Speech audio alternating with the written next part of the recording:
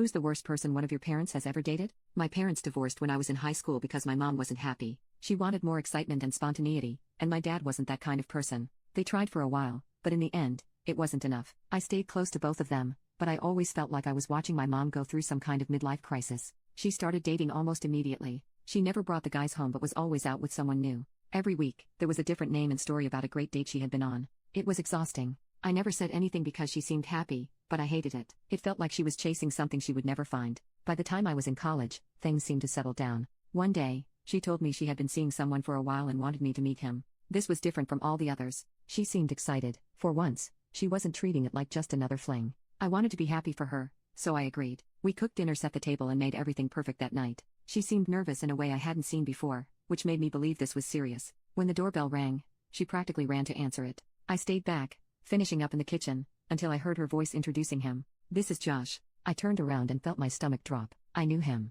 Josh wasn't just some random guy. He was in my classes. We had worked on a project together last semester. I had sat next to him for weeks, and now he was standing in my living room, smiling like this wasn't completely insane. I just stood there, staring. My mom laughed awkwardly. "Are you going to say hello?" I grabbed her arm and dragged her into the kitchen before she could say another word. "Are you serious?" I whispered. "He is my age. He could be your son." She sighed and looked at me like I was overreacting. I didn't know how old he was at first. We met at the gym, and we just connected. I haven't felt like this in years. I couldn't believe what I was hearing. She was acting like this was some great love story, like it wasn't completely disgusting. She begged me not to ruin the night. She said she really wanted me to give him a chance. I felt sick, but I sat through dinner anyway. The entire time, I wanted to crawl out of my skin. Josh was way too comfortable, touching my mom's arm, laughing too loudly, and making weird little inside jokes with her. It was nauseating. I barely touched my food. Halfway through, I made an excuse and left. I went straight to my dad's house and told him everything. At first, he brushed it off, saying my mom was allowed to date whoever she wanted.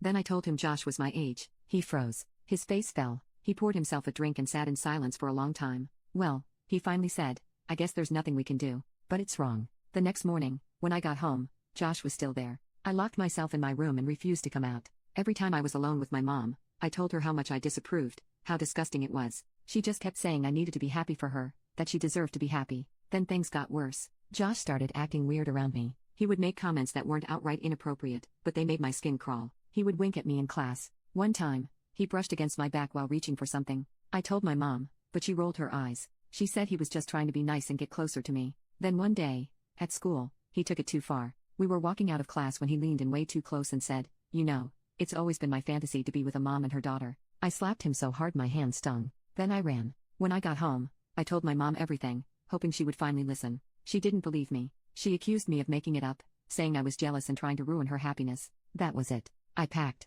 my bags and left. When I told my dad what happened, he was furious. He called my mom and told her off. He said she had been a terrible wife and was now being a terrible mother. He told her that I was staying with him, and he would do everything in his power to make sure I was safe. That was the last time I saw Joshua. Months later, my mom called me. She was crying. She said Josh had left her for another girl. She begged me to come back because she was lonely, but she never apologized. She never admitted she was wrong. I told her off and hung up. I haven't spoken to her since.